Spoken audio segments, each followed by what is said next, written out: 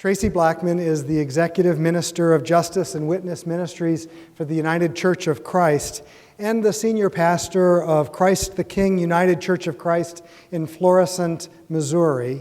She's the first woman and 18th pastor in that 161-year-old congregation.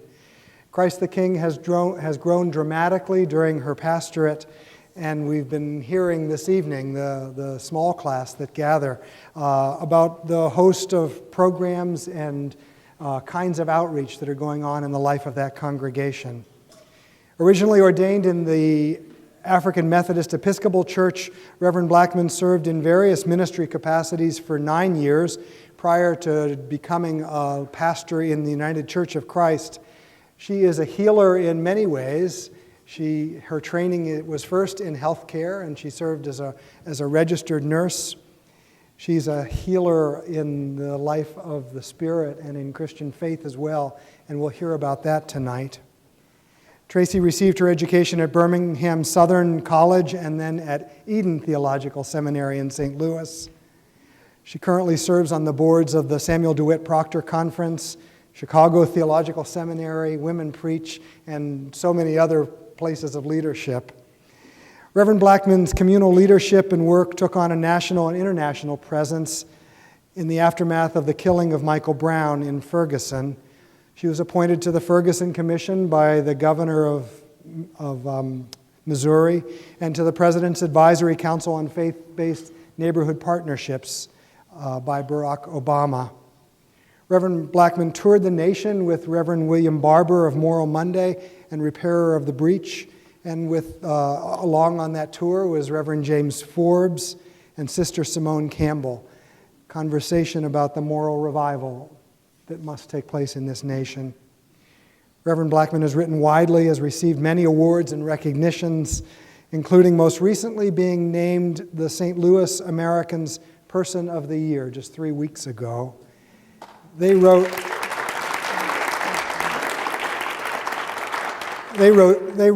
to the St. Louis community, she is no longer ours alone.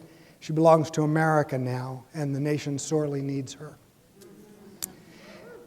Traci Blackmon is the proud mother of 3 adult children and a wonderful teacher and preacher and presence in our lives. So we're so glad you're here. Thank you. We've been talking for the last couple of hours about your ministry as a local church pastor, which is what moved you into a witness that many people are now seeking and inviting in your ministry with the United Church of Christ. But you're still a local church pastor. Why? Why have you continued to stay at a local congregation? Well, for as long as I can do it, it grounds me. It's difficult to do justice work without that direct contact with the people that are hurting. And I just happen to be in a unique position at this moment in my life. It may not always be that way. That I pastor a small congregation. It's 160 members. They have entered into covenant with me about the larger ministry that I do. And there are 4 ministers that serve with me in that place. And for those of you who are here who are ministers, it has been really a gift, a blessing, to learn that the church does indeed function without you. And in many ways, it functions better without you. So the opportunity I have with the United Church of Christ that I love and believe is my call allows me to gift the salary from my local church back, and those ministers receive stipends for the work they do. And so it's a communal effort now, and it is what the church is meant to be. I pray that for them it is nourishing. We check in every 6 months to see if that's still working for them. But for me, it grounds me.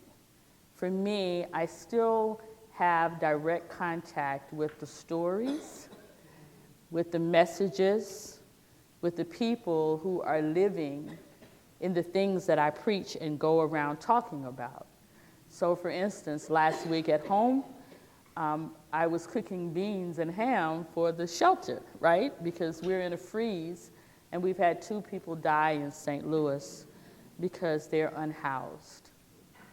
And we have many people who are unhoused who are losing their limbs, losing fingers and losing toes because our city does not provide adequately for the homeless. And I speak about it differently because I'm there. There's certainly a lot of people who don't do both, and they do ministry very well.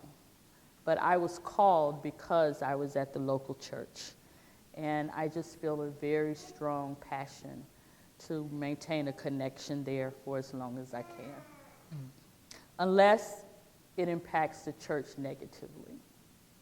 The church has to be the first consideration. And right now, actually, we're growing more since I've been on the road.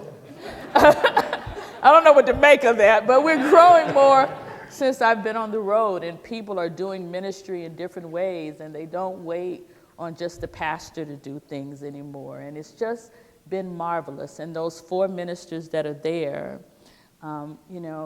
my covenant with them was that decisions that they make in my absence, that unless they were harmful to the people, I would not change their decision based on my personal way. And it's allowed them to imagine and to grow. So I recommend it, actually. Yeah. The class had the chance to hear about the strength of your ministry in Ferguson and in the area, and your connection from really the start in the seeking of justice in that society. But things changed dramatically at the time of Michael Brown's death. Yes. How is it that you became such an important pastor in the midst of that time? For those of you who are in ministry, especially students who are beginning this process of ministry, my story is really a testimony to the fact that God wastes nothing. God wastes nothing, and that every opportunity, even though it may not be what you imagine, is in your life to prepare you for what God has for you. So when I went to Christ the King, there were only 12 worshiping members. Count them, 12. You only need 2 toes with your fingers. There were 12. And I'm going to be candid with you. When I saw that, I was like, God, are you freaking kidding me? This is my 2nd career. I was already a nurse. I certainly didn't think I was going to be Joel Osteen, but I did think I would have a church that could support me fully, and I wouldn't have to work anywhere else, and we'd have these vibrant ministries. And just because of how I got there, which I won't tell that story tonight, but just how I got there, I knew that God was calling me to go to this church, and I didn't respond. And they called another minister to Christ the King. And when I found out, I grieved deeply, even though I had not applied. Because I knew my grandmother was Pentecostal, so there was always this fire and brimstone piece. I knew that I had not heeded what God was telling me to do. And I got on my knees and I repented.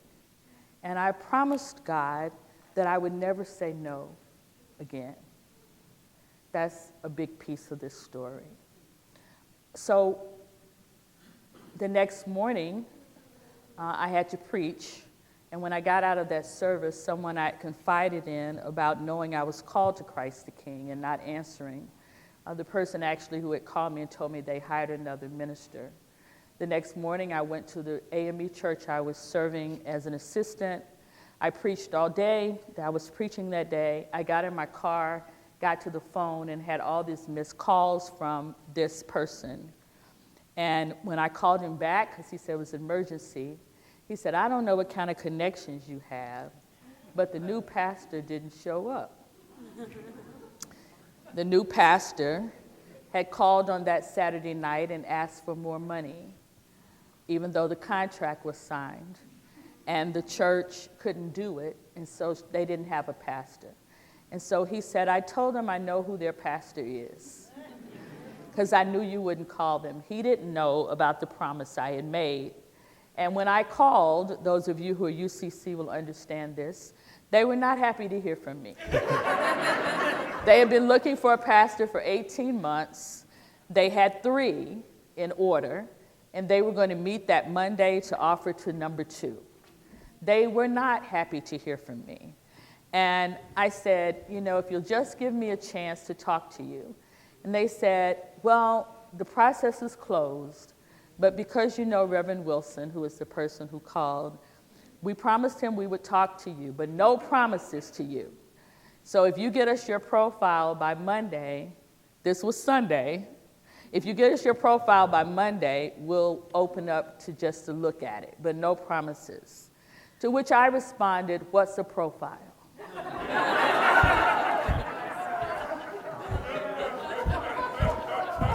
And the phone went dead again. I said, sir, let me explain. I said, I am not a UCC minister. I went to a UCC seminary, but I'm not UCC. I'm African Methodist Episcopal. I serve under the privilege of a bishop. I don't apply for churches. The bishop tells me where I'm going, and that's where I go.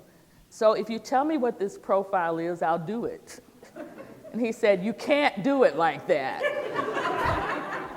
So they asked me for a resume. He said, do you have a resume? I said, absolutely. He said, well, send that. And he was about to hang up, and I said, is there anything else I can send? And he said, if you've ever preached a sermon, send the manuscript. I'm an overachiever in that way, so I did a resume. I sent 5 manuscripts, 2 CDs, and a DVD. And I called my pastor from the AME church and told him what was going on. And I asked him, I said, I know this is unprecedented, but I'd like for you to do a recommendation. Because I believe strongly, especially in ministry, if you cannot get a recommendation from where you've been, there's something wrong. So he did. And I delivered that on Monday. And about 10 o'clock that night, they called back and said they were opening the process to look at me. And 2 weeks later, with preaching in a neutral pulpit and interviews and all those other things, they offered me the position. And in that course, I found out there were 12 people there. So how hard could this be? Anyway, but hey, Danny, she's from Christ the King. However, I just want to say that had I not made that promise to God, I probably would have laughed. But I went. And I remember often that had I said no to Christ the King, then I would not have been where I was on August 9th, 2014. So whatever God has for you, it is enough. Whatever the call is, it is enough. And it will position you for what God has for you in your life.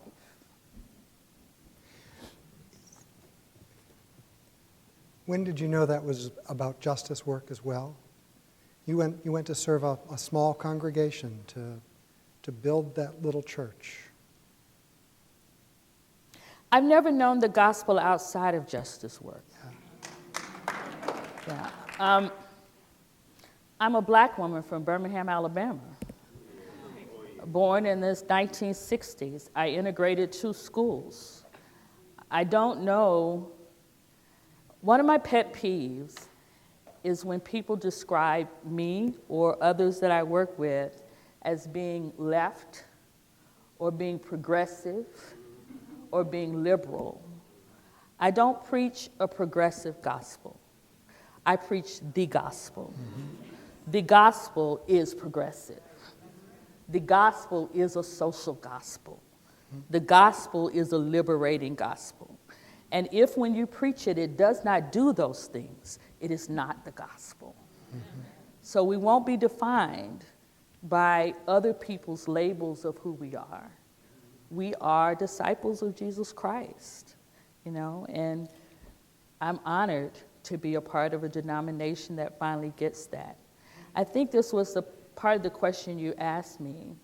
The reason that I could do this particular piece of work in St. Louis was only because of the United Church of Christ.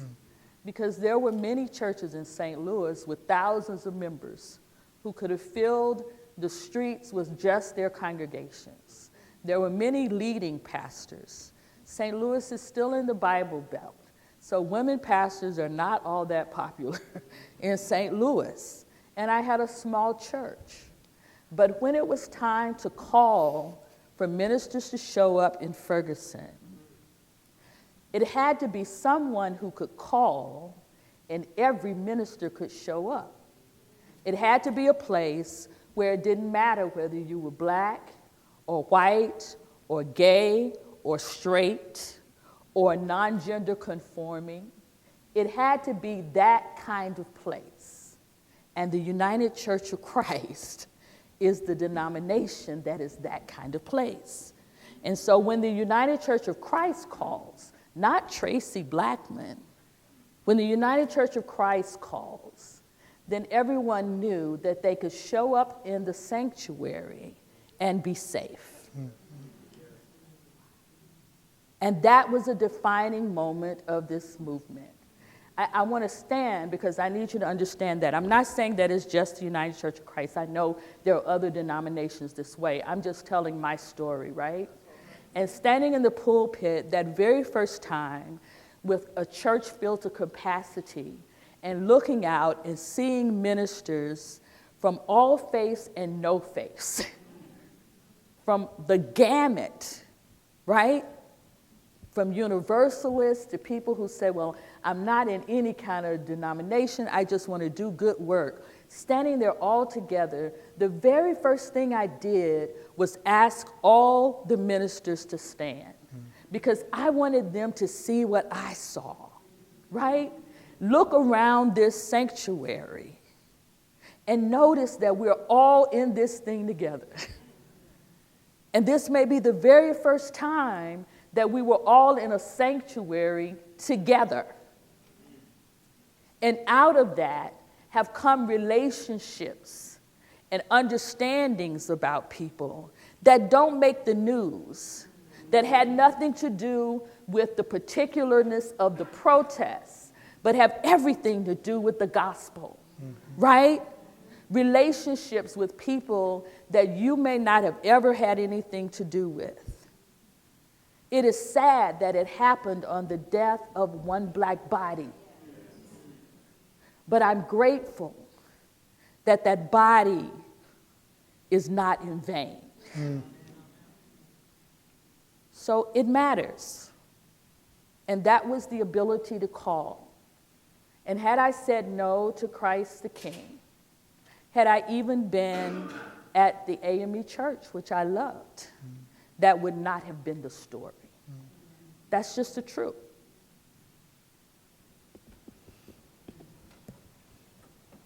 Who are your allies? Who's in this with you? Oh, wow. Lots of people. Okay. I have a inner core circle of women preachers. We all were on the lines of Ferguson together. There were men there. But you know how women do. And it really started with me and a rabbi by the name of Susan Talby. You may or may not have heard of her.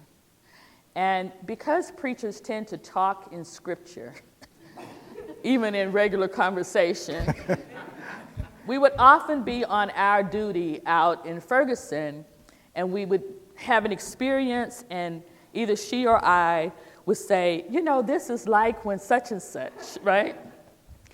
And what became funny is we would be telling stories that we both knew, usually from Hebrew text, but when we would get to the end, our endings would be different, right? I mean, the meaning of the text would be different. And I would say something and she'd say, that's not what that means. Or she would say something and I'd say, that's not right. And so we made this bond together that we would begin to study one another's text. And she tricked me and said we start with the Torah, which never ends. So we were planning to have these weekly study sessions. We were going to do, a book in the Torah and then a book in Christianity. That was the idea, except we stayed in the Torah. And we were getting ready for these classes, and we had an email chain that involved everybody, because what many people don't know is that protests in Ferguson lasted 389 consecutive days. The media was not out there all of that time, but there was something happening every day.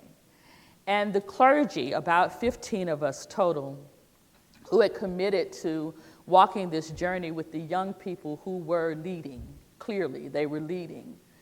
Our role, we decided, was to be the keeper of the story, to be out in the streets whenever they were in the streets so that we could keep the story true. And we had shifts because the young people were young and we were not. And it became clear that we couldn't keep up with them.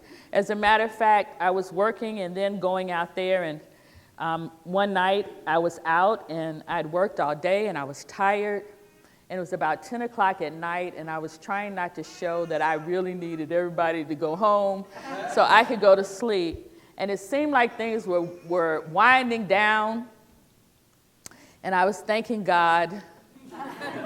And then all of a sudden I heard a young person yell, "Let's go!" And with horror in my spirit, she started to chant, "We're young, we're strong, we're marching all night long."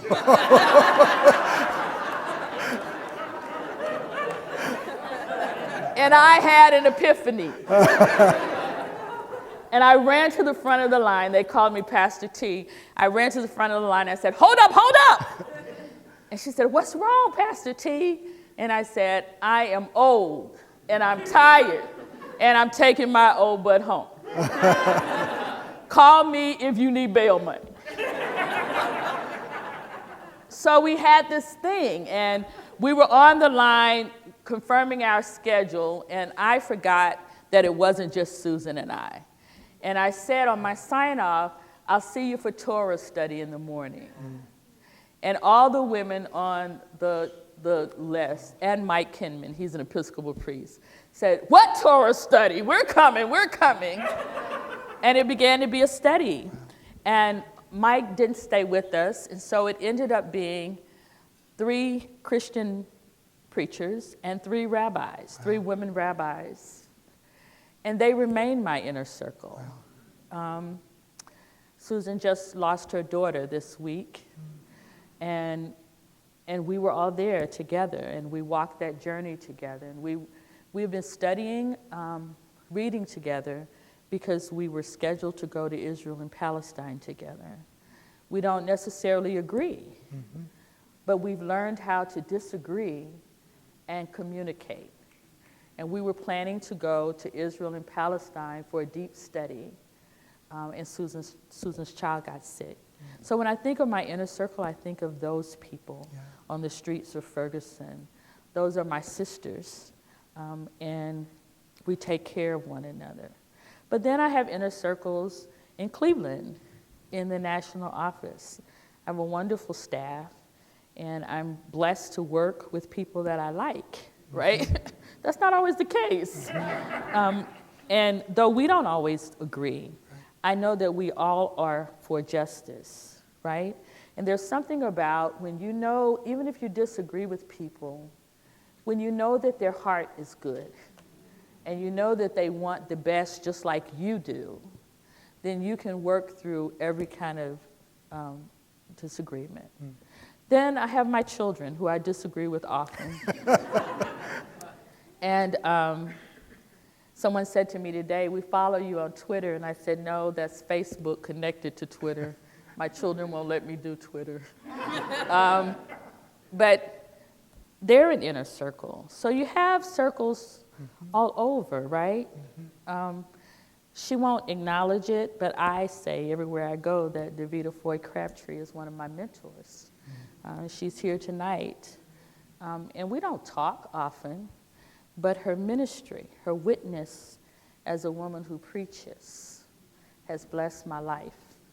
And when she was serving in St. Louis, long before Michael Brown, she was one of the first people that served as my Congress minister at a time when I was coming out of a denomination that was much more hierarchical, much more hands-on.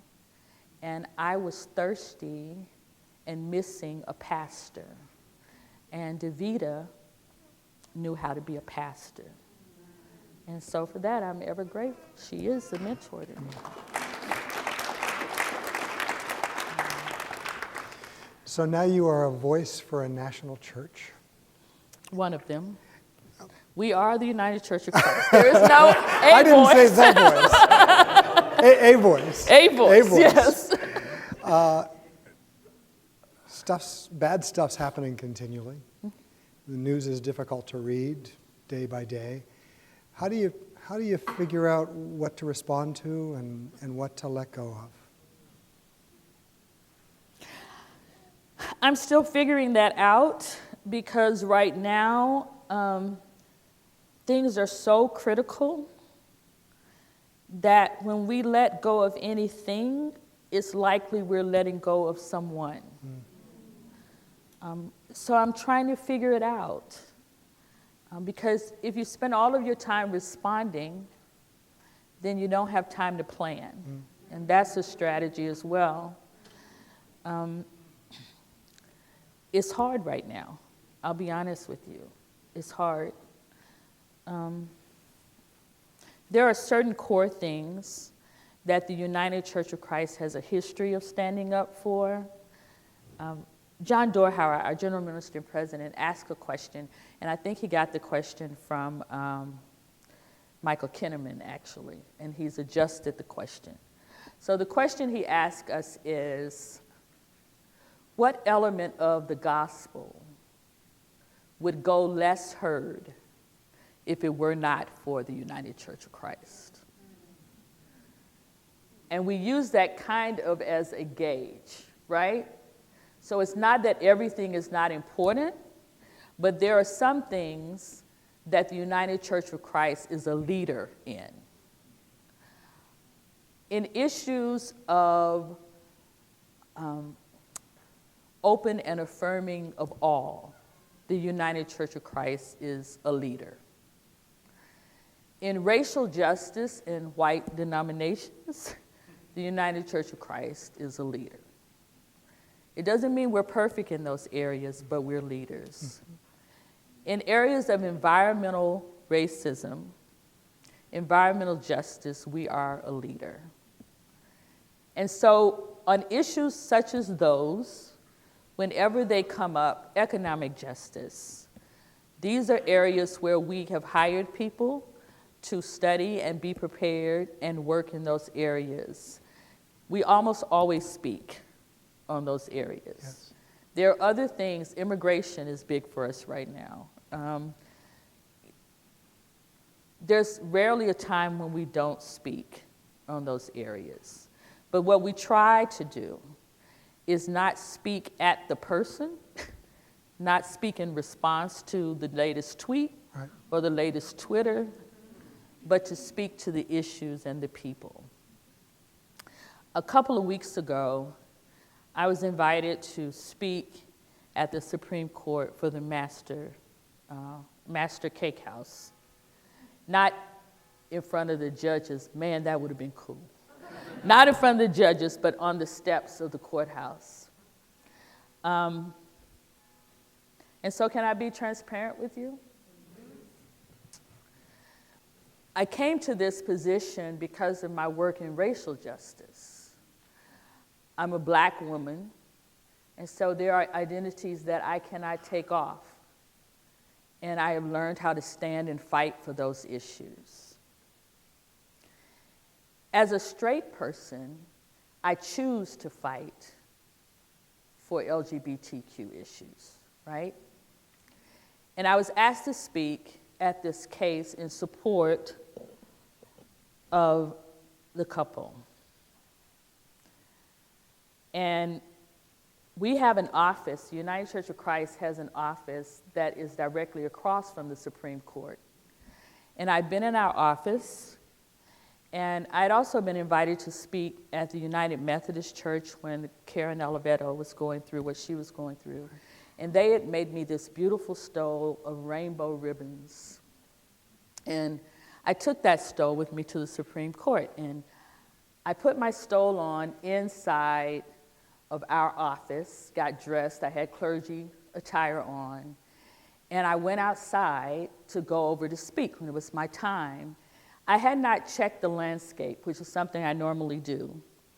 And it turns out that they had the group that was against the couple right next to the couple, right? We were like on the same steps, I guess that makes sense, but right next to one another.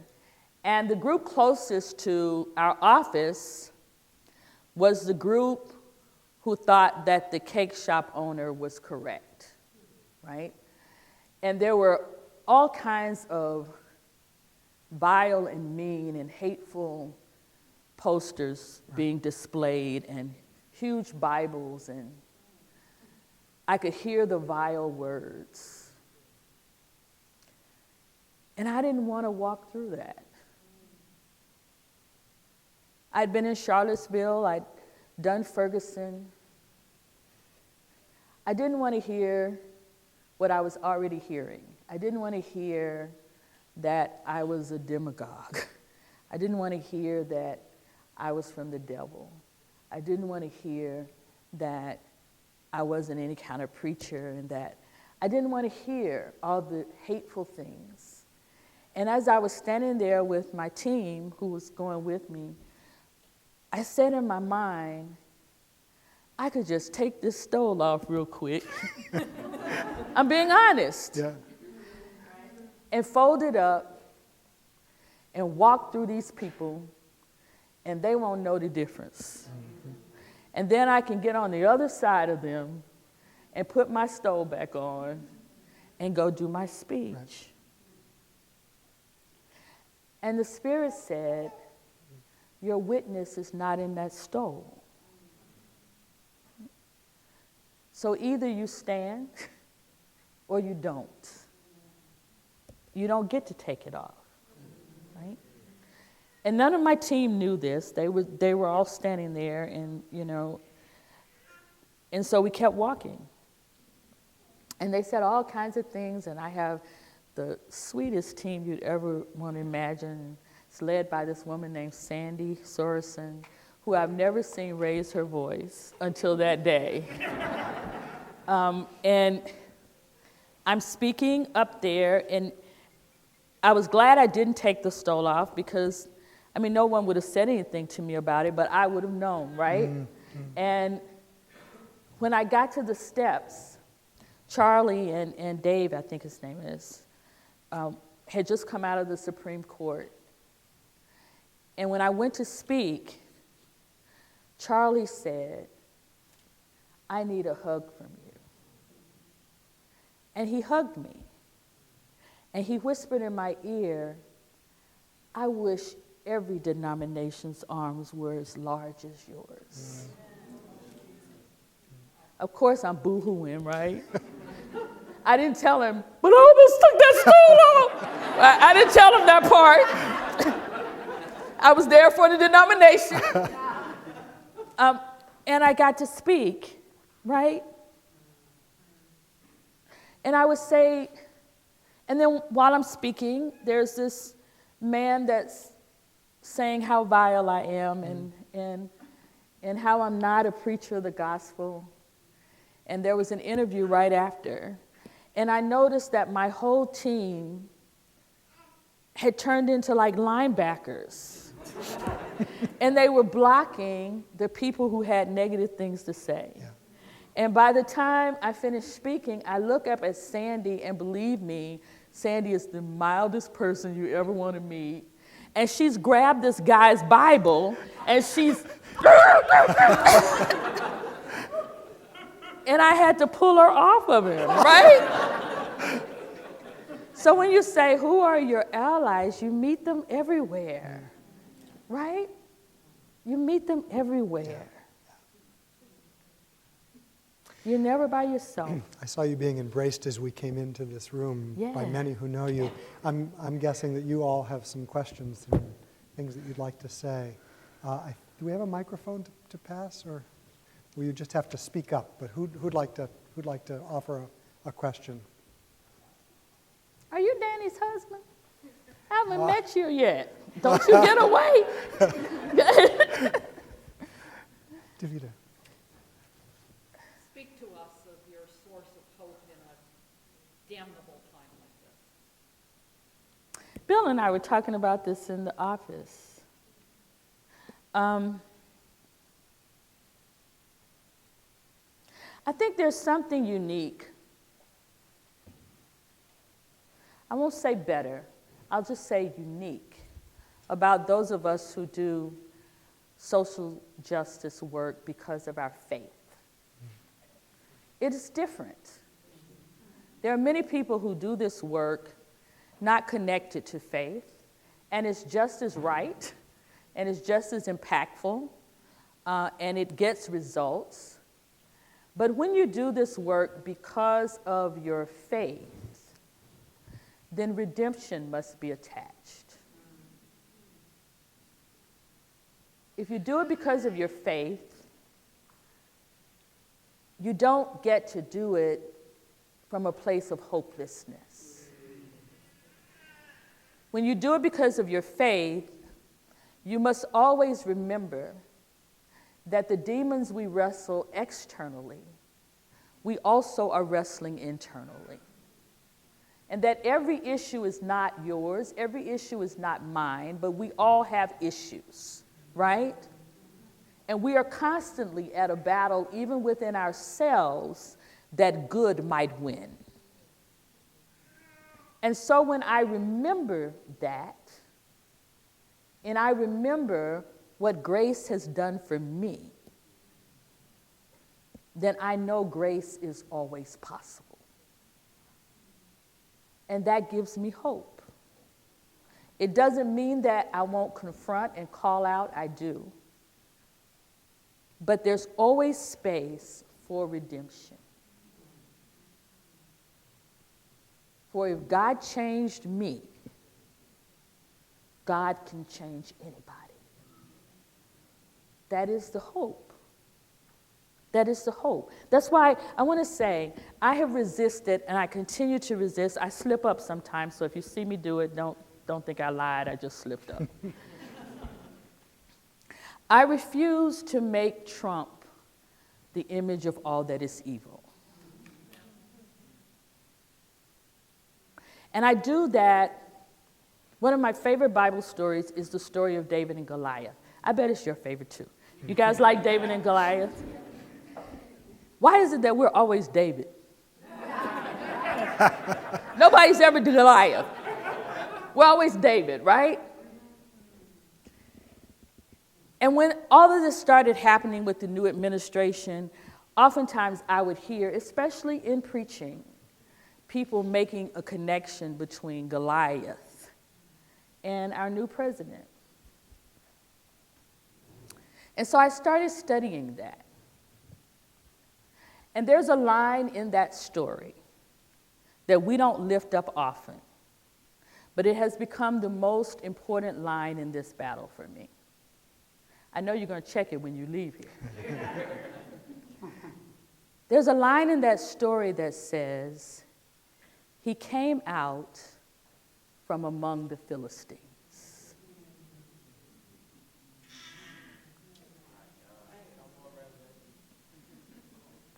Goliath came out from among the Philistines. He didn't just appear.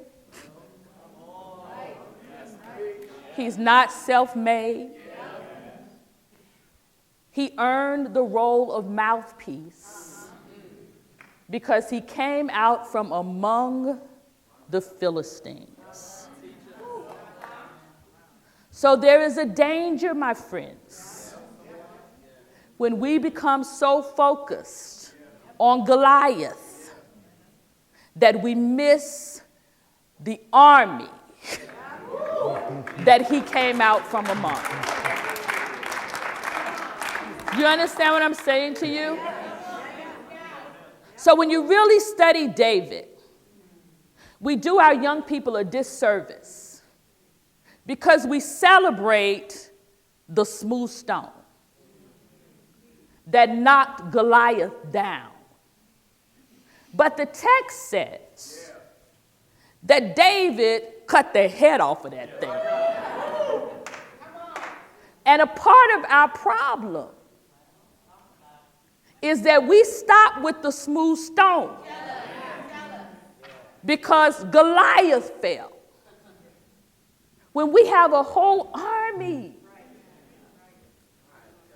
that is at fault for what's going on here.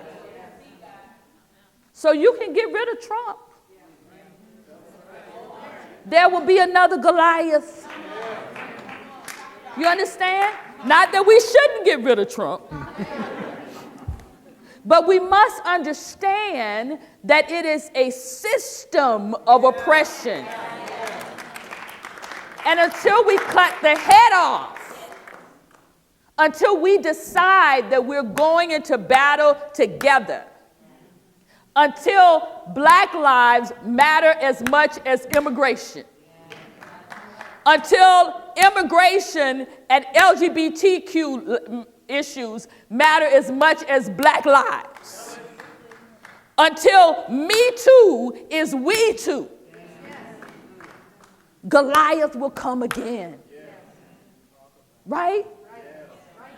So we cannot be distracted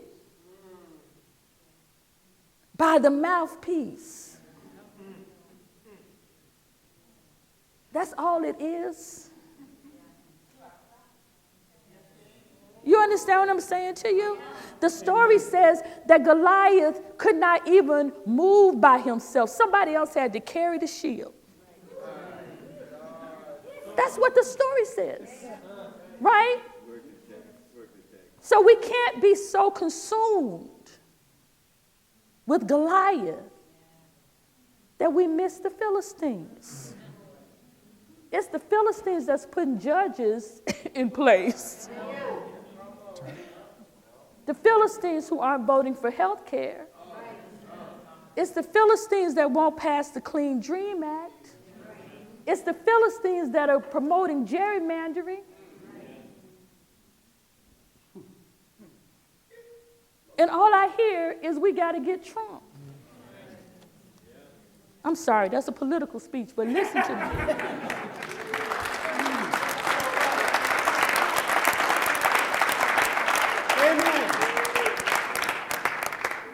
That's faith. Faith. Right? Faith is what gives us the courage to say, who are you that you come against? That's faith. And that's what we have to stand on. Gabby. Thank you for that. I have a question for you. You spoke about coming out of the AME church, and I'm in the AME process right now. And I wanted to just ask you, how do you navigate preaching engagements or how you show up in denominations, like Pentecostal grandmother, the AME church, and denominations that are not open and affirming or that are not what the UCC church is? How do you navigate being a black woman preacher in those spaces? I just preach. I just preach. There are places that I'm not invited to, and then there are places that have not invited me and have come back to invite me, right? And I dare to say what God gives me to say. And I've preached open and affirming sermons in non-open and affirming places, right? because there are texts that show that there have always been things that weren't open and affirming. And somebody made room for us, right? And so I just preach. And it's funny, right after Charlottesville, I left Charlottesville from being there when the rioting broke out, and I didn't go home. I should have gone home because I was traumatized, but I didn't know I was traumatized. And I didn't go home. I went to an assignment that I had at a college called Kilton College. You ever heard of Kilton College? Me either till I got there. I was like, how come I never heard of this college?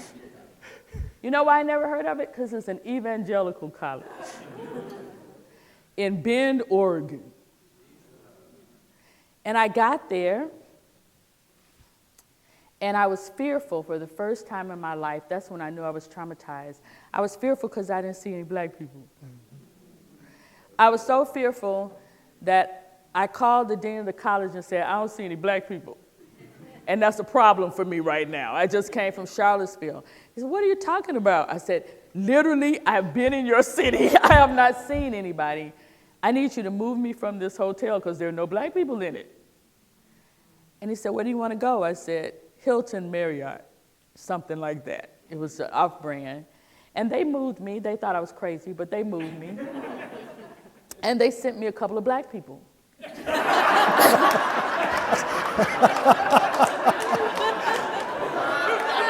was very kind.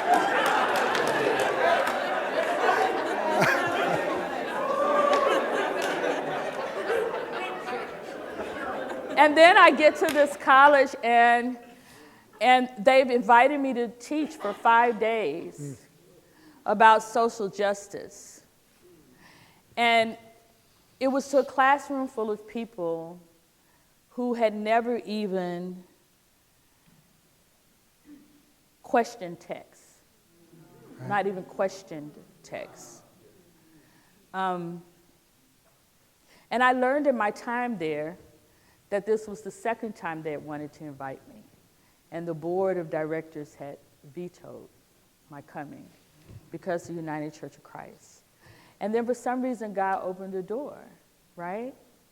And I still preached what I know. And I invited them to question text. And we cried together, and we disagreed together, and that's what happens, right? But when you go home at night, your mind is free. And so I've done that in places like that, and I've done it in places like my own church. Christ the King is the United Church of Christ, but it was not open and affirming. It's still not open and affirming.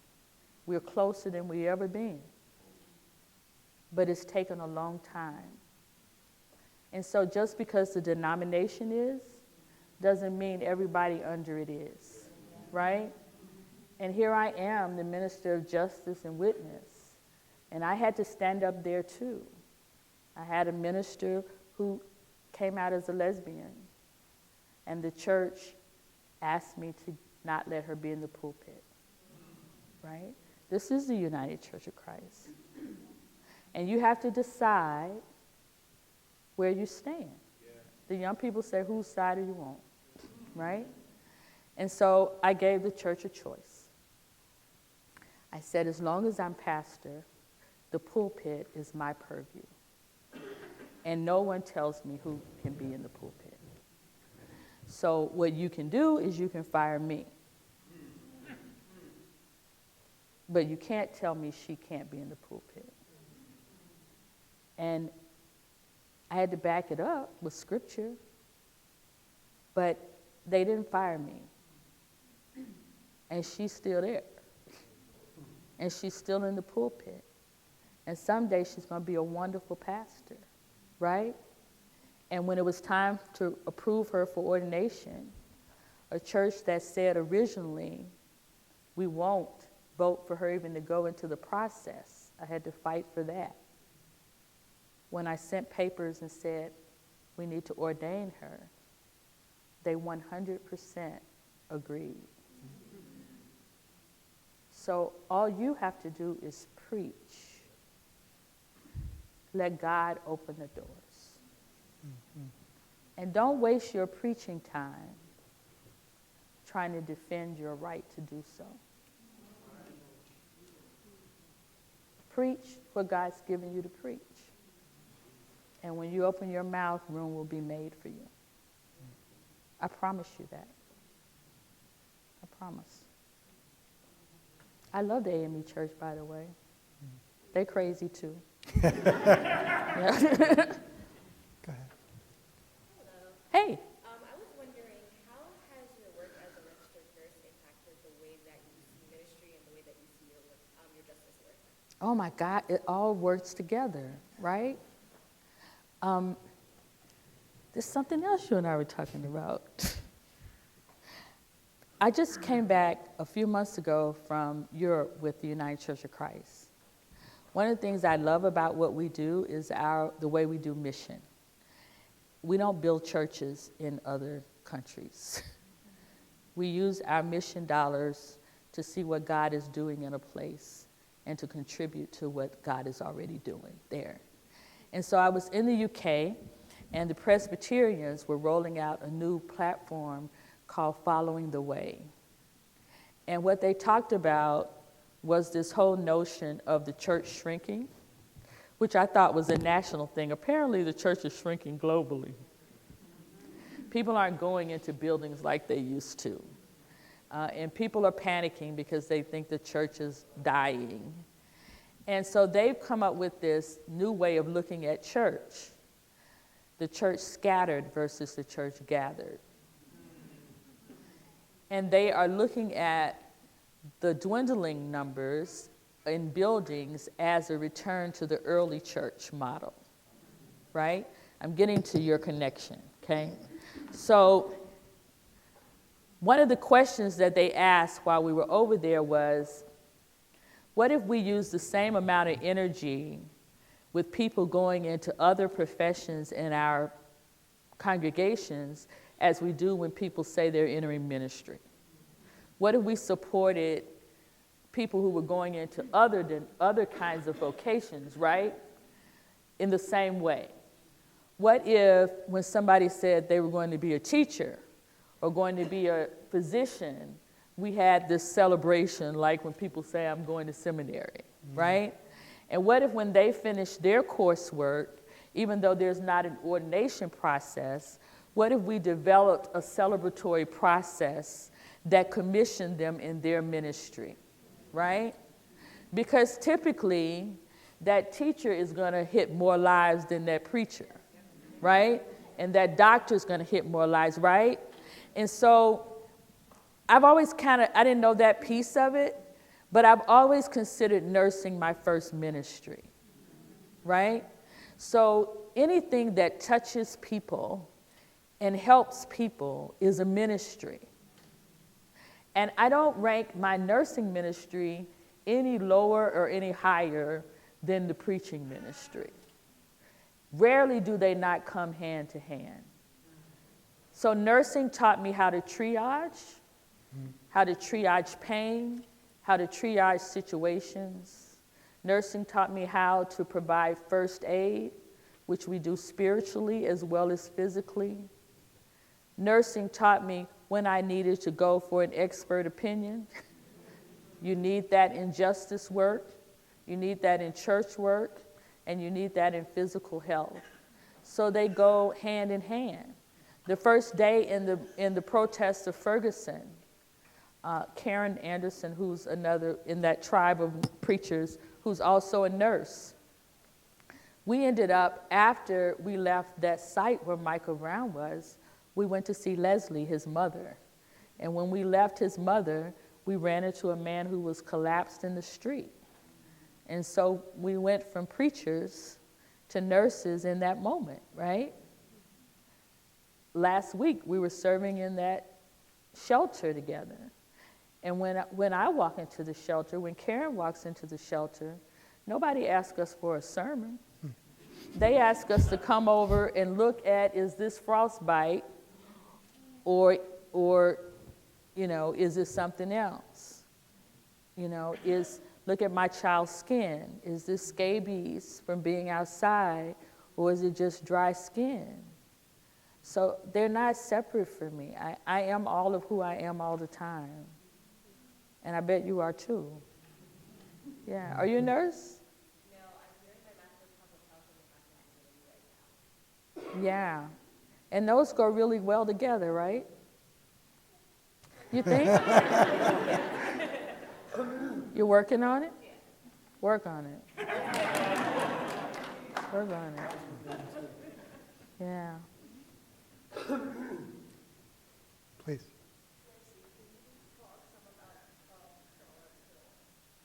Yeah, Charlottesville was horrible. So I feel like I'm being biased tonight, but I don't get to see my UCC people. I'm trying to catch them up on some things.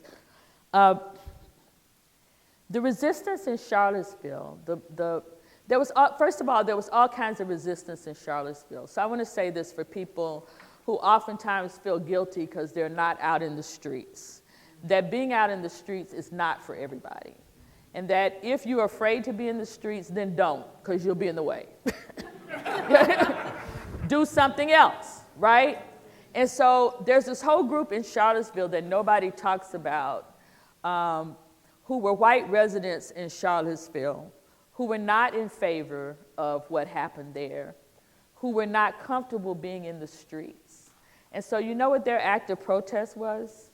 They lived outside a little bit from the university where everything was happening. But when they found out that the white nationalists were coming, they all drove their cars in and took up all the parking spaces. And then they Ubered back home, right?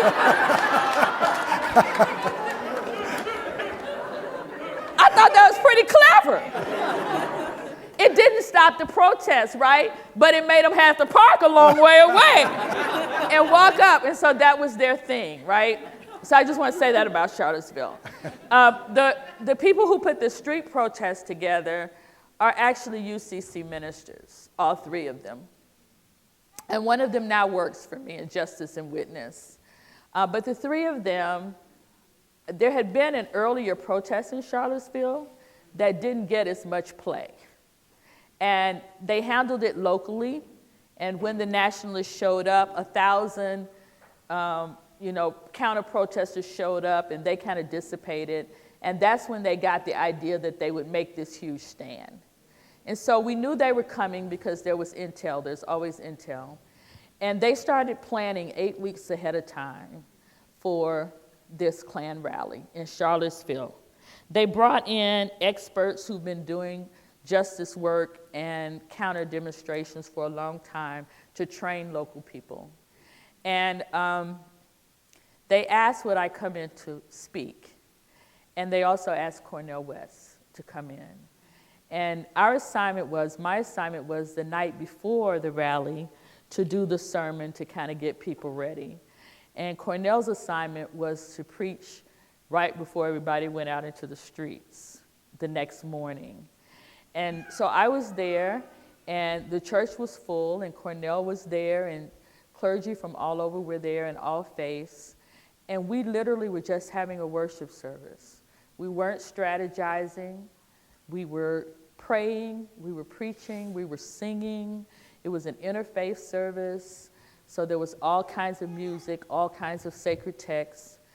We were in this church. Katie Couric was there because Katie Couric is doing I hope I'm not letting anything out the bag, but Katie Couric is doing a documentary for National Geographic on the rise of white supremacy.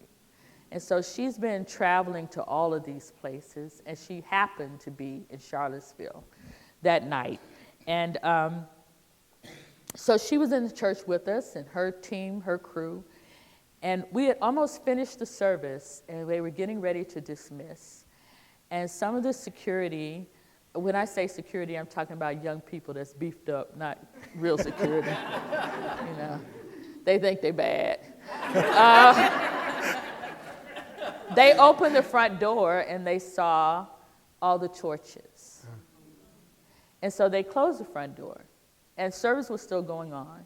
And they made an announcement that nobody could go out the door, that we should keep singing. So we kept singing, and then after a while, we got tired of singing. And we shut the service down, and they said we still couldn't go out the door.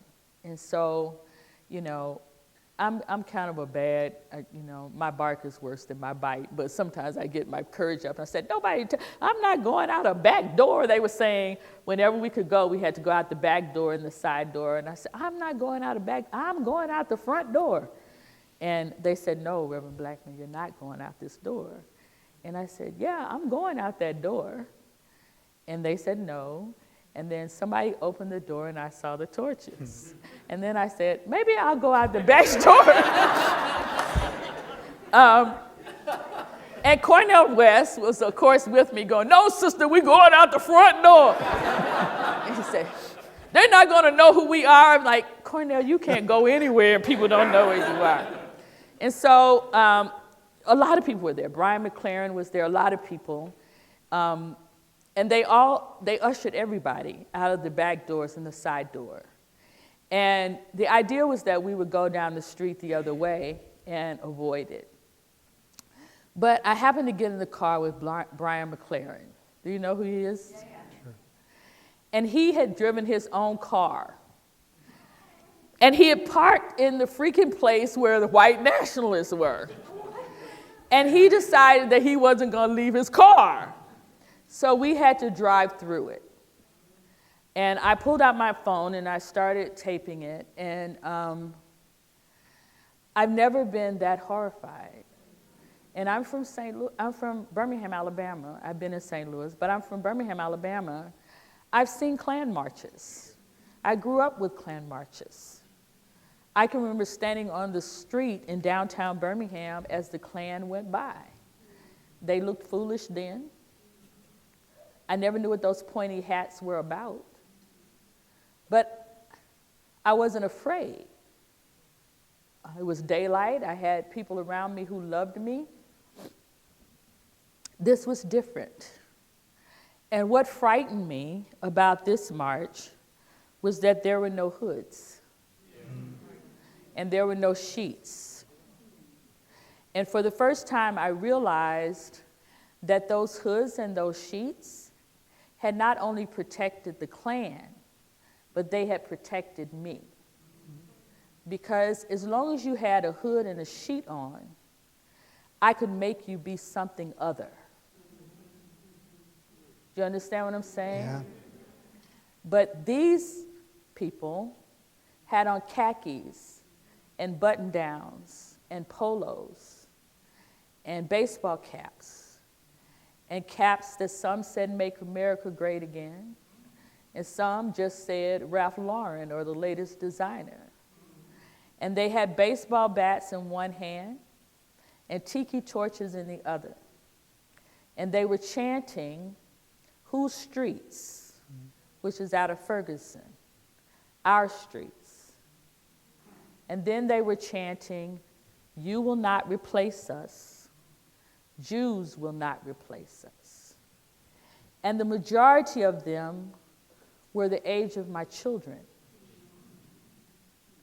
They were not old people stuck in old ways.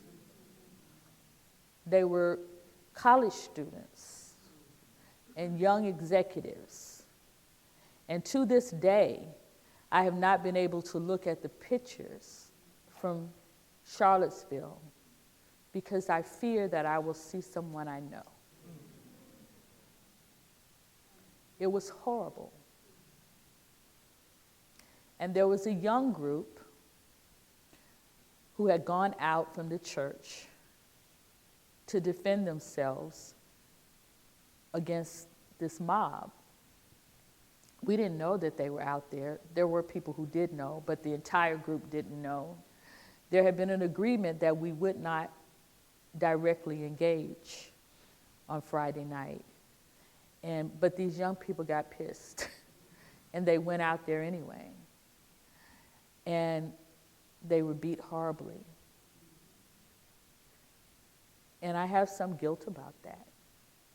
Even though I didn't know they were out there, that they were out there and we were locked inside, even though they chose to go out there.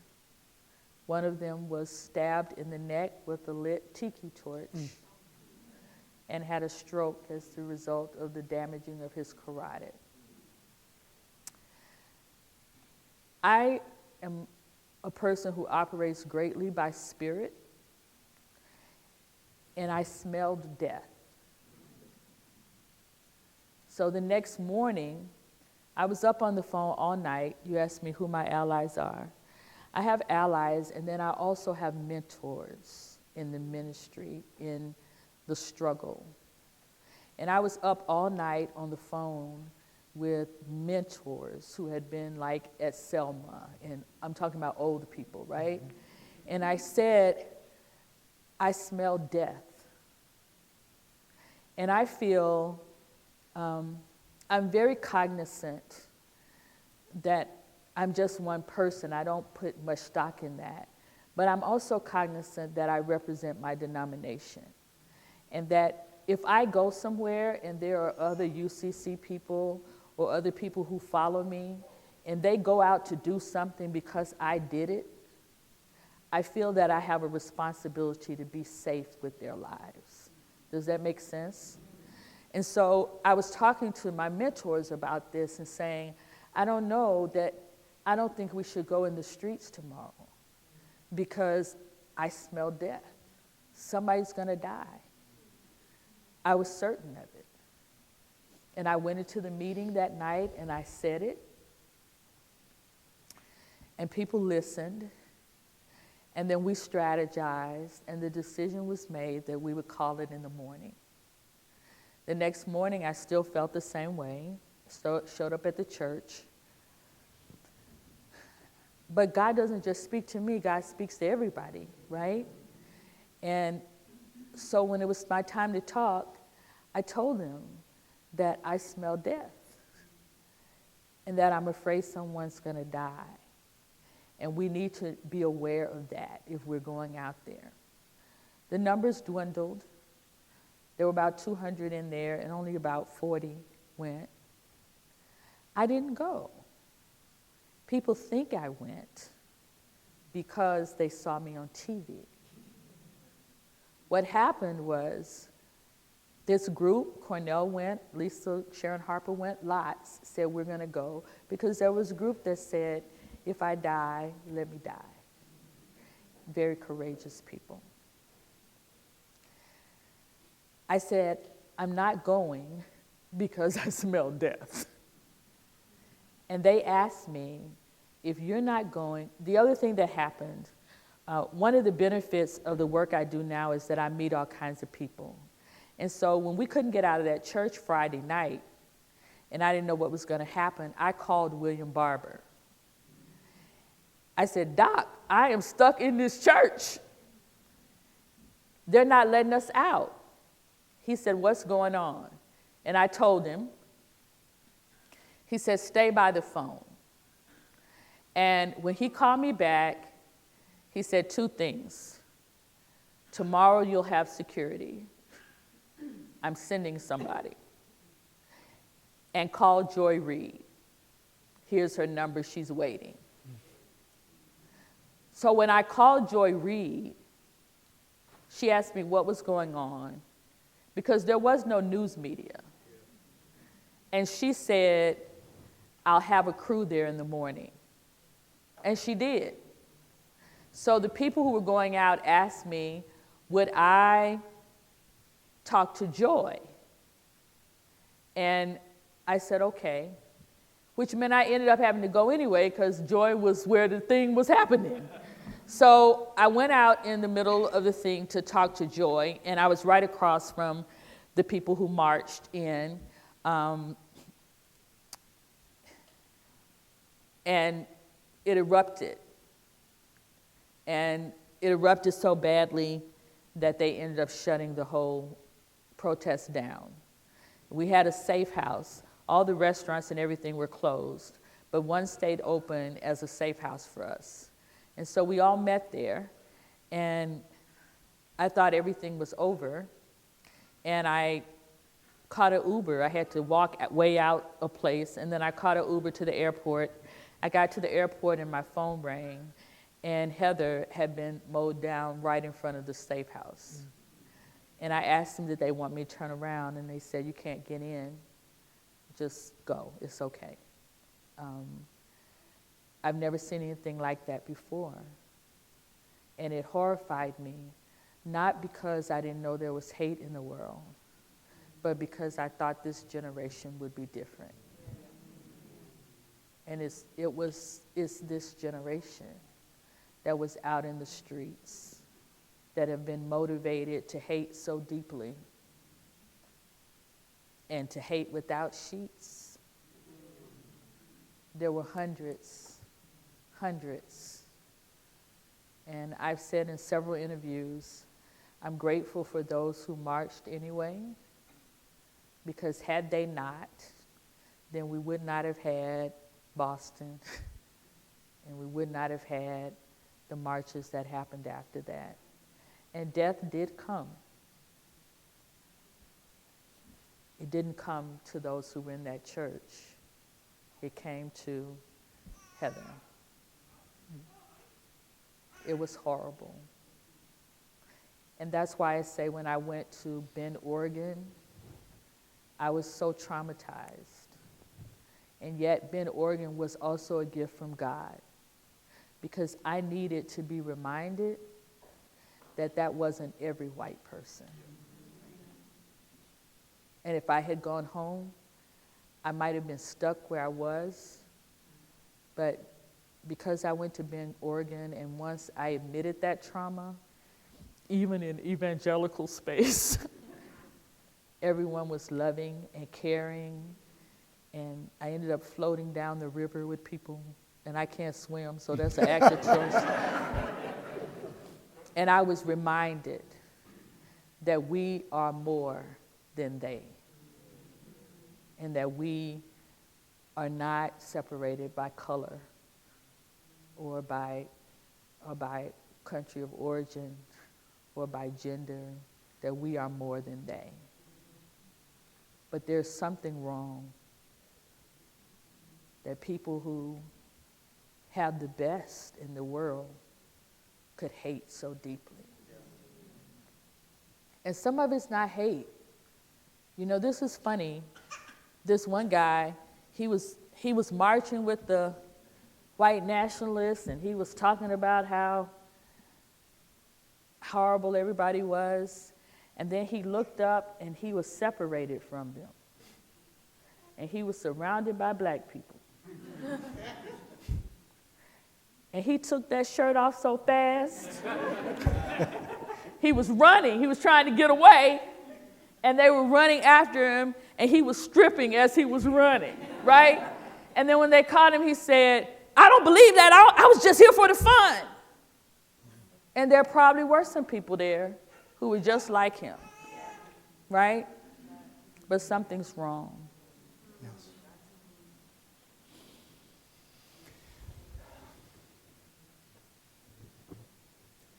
And Antifa, let me just say, I can't speak to the history of Antifa, but Antifa saved the clergy's life that day. And I don't care what anybody says about them.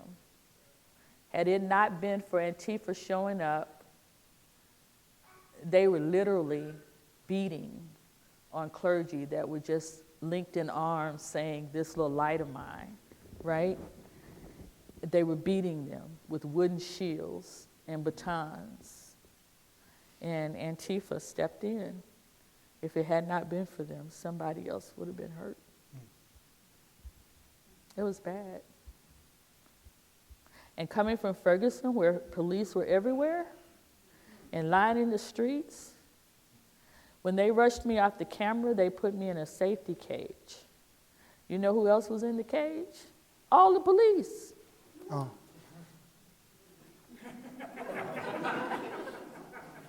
I don't mean like a lock cage, right, but just a barrier around a certain area. It was just me and the police. Because they weren't given orders to intervene unless violence happen.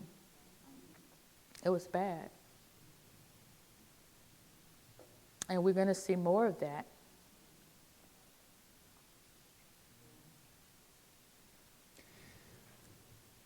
So say a word to divinity students in a time such as this. What should this period in their lives be about?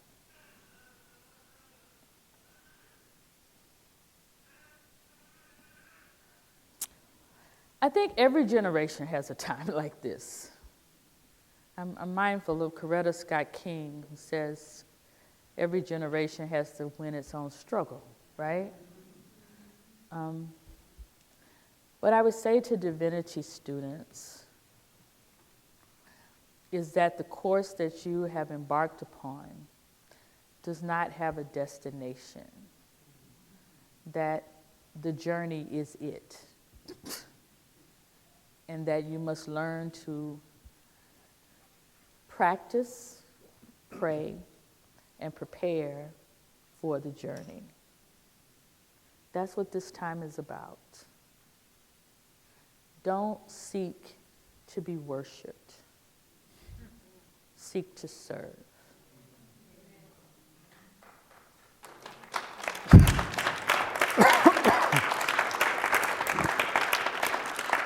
I was talking to, I don't see him here right now, but he's a philosophy major. There you are.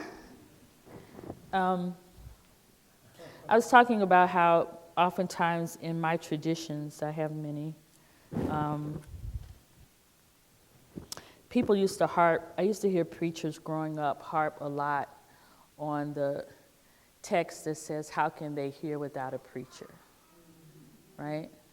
And how can they preach if they're not sent? You know what I'm talking about? And I used to always hear preachers talk about that with emphasis on the preacher part, right? As some kind of elevation, right? But I suggest to you that the emphasis of that text is on the hearing part, right? And that your job as preachers of the gospel is that the message be heard. And so what's heard is more important than what you have to say. I know that sounds crazy, but try to live into making sure people hear you, that they hear the message, right? And all the antics and the theatrics don't mean anything if people don't hear the message. It's the hearing of the message that transforms. Don't go for sensationalism. The gospel is sensational all by itself. It really is. It doesn't need any enhancement. If we just preach the gospel, then people will be changed. But oftentimes we get caught up in ourselves.